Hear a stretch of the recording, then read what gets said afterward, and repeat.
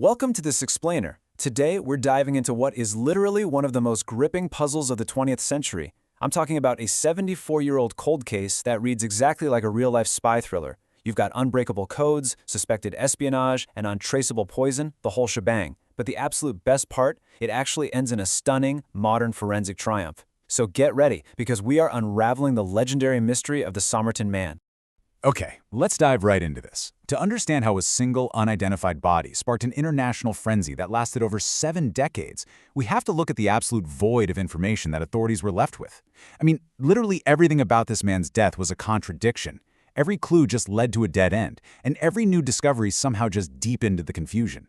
You really have to ask yourself, how does a man simply cease to exist on paper, leaving behind only strange codes and encrypted poetry? Which brings us to Section 1, the body on the beach. To figure that out, we've got to go back to the very beginning. It's early in the morning, December 1st, 1948. At 6:30 a.m., a body is discovered resting against the seawall on Somerton Park Beach, just south of Adelaide, Australia. And the details here are incredibly bizarre. He's lying there peacefully in the sand, legs extended, feet crossed, and there's a half-smoked cigarette just resting on his collar. He's sharply dressed in a suit and tie, but oddly for 1948, he doesn't have a hat. Even stranger, no wallet, no identification whatsoever. In fact, if you look closely, the manufacturer labels have been meticulously cut out of his clothing, meticulously. Plus, he's in peak physical condition with wedge-shaped toes and pronounced high calf muscles, kind of like a ballet dancer or maybe someone who wore high-heeled boots. And when police run his fingerprints and check his dental records, nothing. The guy just doesn't exist in any database. Well, the medical findings were just as baffling. The autopsy revealed extreme internal congestion. His spleen was literally 3 times its normal size, and there was blood mixed in his stomach with his last meal, which was a pasty, by the way. So the pathologists concluded this absolutely could not be a natural death. They suspected a rare, highly toxic poison, something like digitalis or uabane, but here's the catch. There were absolutely no signs of vomiting or convulsions, which are usually the main physical reactions to those types of poisons. Plus, the toxicology tests totally failed to identify any foreign substance in his body. It was basically a medical impossibility. It was so weird that the coroner even suspected the body might have been dumped on the beach after he died somewhere else. Moving right along to Section 2, suitcases, scraps, and codes. So, with a medically impossible death and a completely anonymous victim, the mystery rapidly escalated. The police frantically began hunting for any physical clues this phantom might have left behind in Adelaide.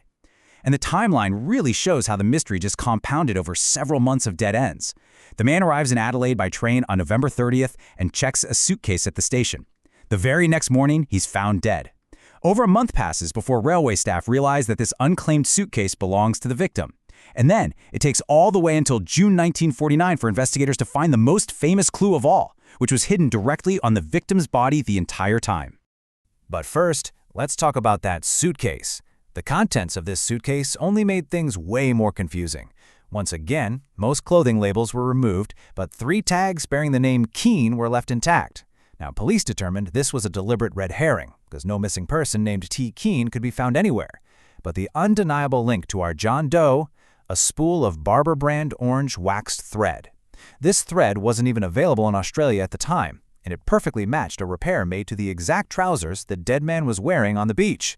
The case also held a strange cut-down table knife, a stenciling brush used on merchant ships, and his jacket featured American manufacturing techniques, which really hinted at international travel.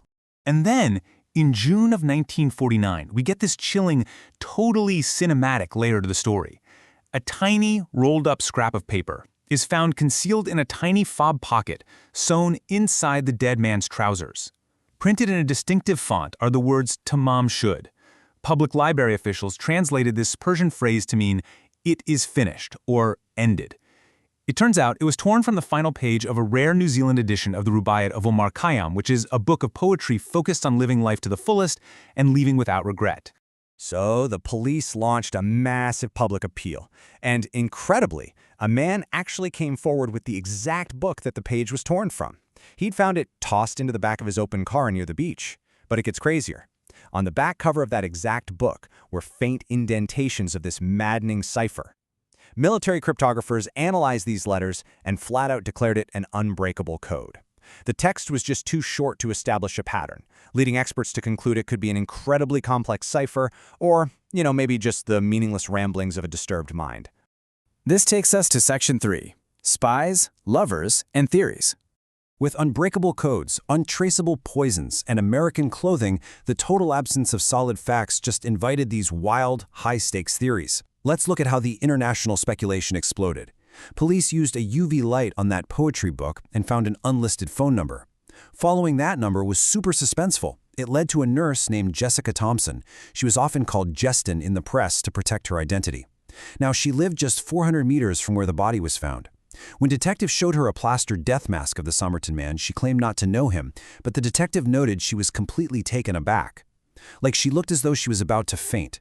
She did admit that she owned a copy of that specific poetry book during World War II, but she said she gave it to an Australian Army lieutenant named Alf Boxall. Police thought they finally had their man, until they found Alf Boxall alive and well in Sydney, with his copy of the book perfectly intact. So think about it.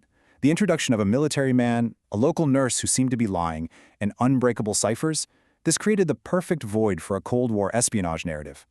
Adelaide was relatively close to highly sensitive military research sites, like the Woomera Test Range and the Radium Hill uranium mine. Plus, the death perfectly coincided with the founding of Australia's domestic spy agency, ASIO. Alf Boxall had served in a special operations unit. The code looked suspiciously like a one-time pad, which is a favorite tool of spies, and the use of a rare, undetectable poison pointed heavily toward a professional assassination. The big question was everywhere.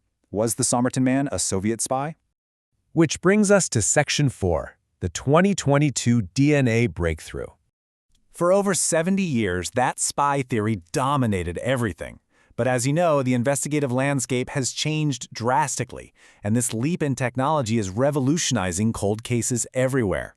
By utilizing investigative genetic genealogy, University of Adelaide professor Derek Abbott and genealogist Colleen M. Fitzpatrick pushed for an exhumation. Just think about the contrast here. Back in the 1940s, detectives relied on showing plaster busts to the public, tracing laundry dry cleaning marks, and dealing with accidentally destroyed evidence. Fast forward to today, and we have the modern toolkit. They were actually able to extract mitochondrial DNA from tiny strands of hair that got caught in the original 1948 plaster death mask. And that DNA extraction was a massive breakthrough. It revealed that the Somerton Man belonged to haplogroup H4A1A1A. Now, why does that matter? Because that specific genetic grouping is possessed by only 1% of Europeans. So from an entire globe of possibilities, science had suddenly narrowed the search immensely. It allowed researchers to trace distant cousins on both the paternal and maternal sides of his family tree. Now for the big reveal. Section 5. Who was Carl Webb? Through some seriously painstaking family tree reconstruction, the 74 years of suspense finally yielded a name. Meet Carl Charles Webb. Born in 1905 in a suburb of Melbourne, he was an electrical engineer and an instrument maker. And it's amazing how seamlessly his actual life explains away decades of red herrings.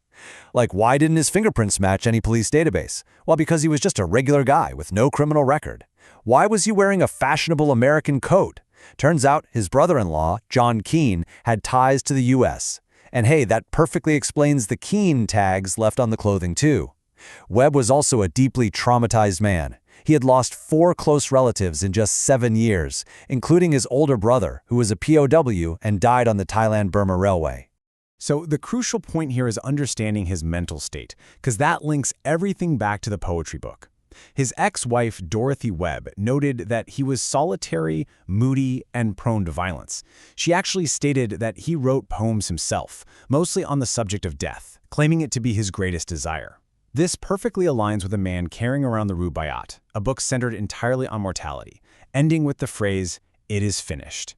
Basically, the grand international spy conspiracy was ultimately a tragic, somewhat mundane story of a heartbroken and troubled man. Webb had a documented history of severe mental health issues, and had even previously attempted suicide by poisoning himself with ether. His wife Dorothy had fled his abuse in 1946 and eventually moved to South Australia. Researchers now believe Webb likely traveled to Adelaide in 1948 to track her down. And what about that uncrackable spy code? Well, Professor Abbott's research indicates Webb loved betting on horses. The letters might literally just be the initials of horse racing names. It's a perfect example of how our minds desperately want to see grand conspiracies when the truth is often just a tragic human reality. And that leaves us here. Investigative genetic genealogy performed an absolute miracle, pulling Carl Webb's name out of the sands of time and finally giving him back his identity. It solved the who of the Somerton Man for sure. But as for the why those specific letters were indented on that specific book, and exactly what was going through his mind in his final moments by the seawall, well, that remains up to our imaginations. It's a 74-year mystery solved, but it leaves just enough enigma to keep us wondering forever. Thanks so much for joining me on this explainer. I hope it sparked your curiosity to keep exploring.